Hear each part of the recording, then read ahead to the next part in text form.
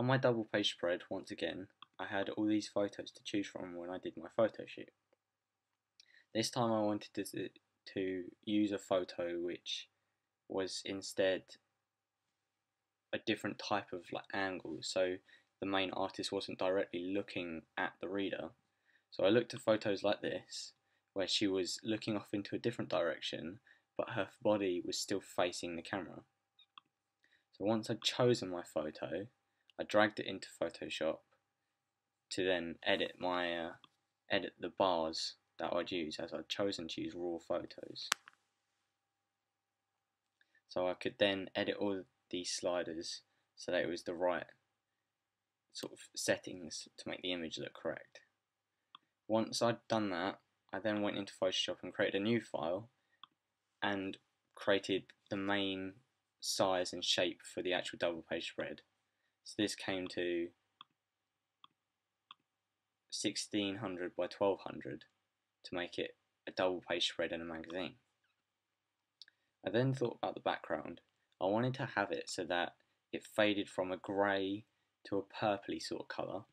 So this time I chose my colours in the colour picker, and then I went onto the gradient tool and chose the circle tool, so that this time I could choose the shape and the sizes of the circle, or the fade of the circle, going from grey in the middle to purple at the edges. I played around with that for a while until I got this shape. I was able to have a nice fade from grey to purple, but it wasn't so sudden to the point where there was just a dead line.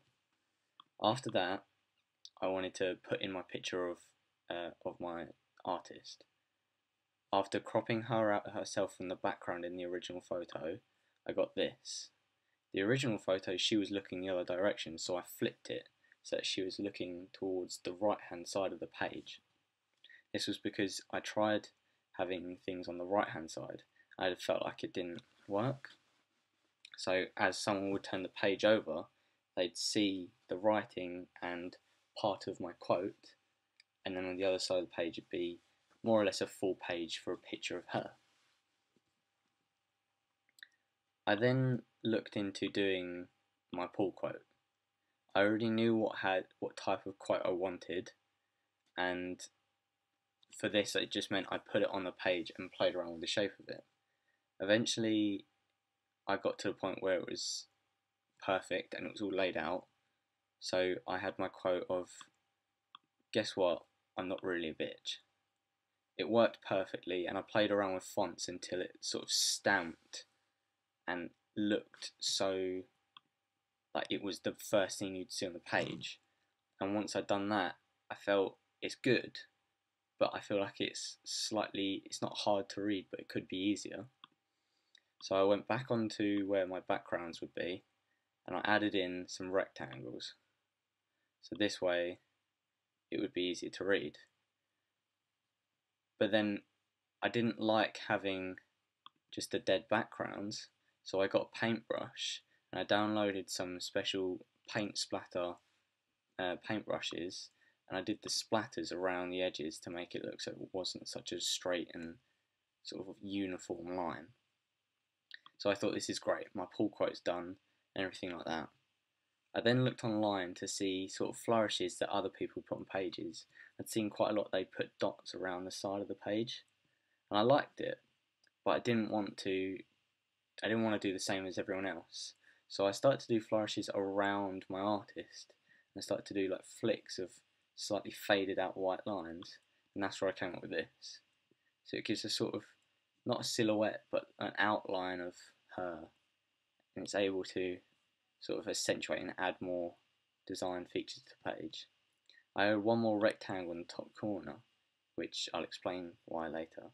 So that was my complete basis to my background of the double page spread, making sure that my artist was in the foreground, bringing her forward a bit by the banners and the dashes slightly going behind her instead of being on top of her.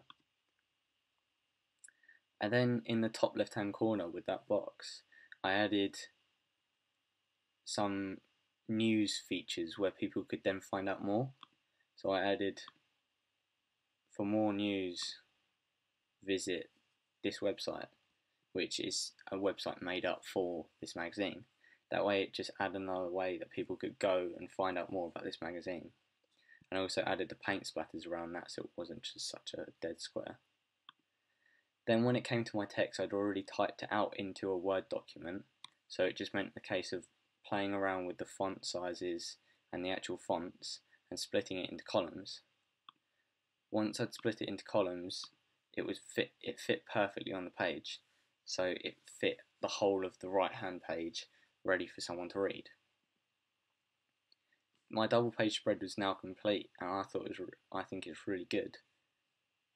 The pull quote at the top draws massive attention, especially with the change in the colour and the font type, which is different to the main text font. And that's the same font that I used up here for the news.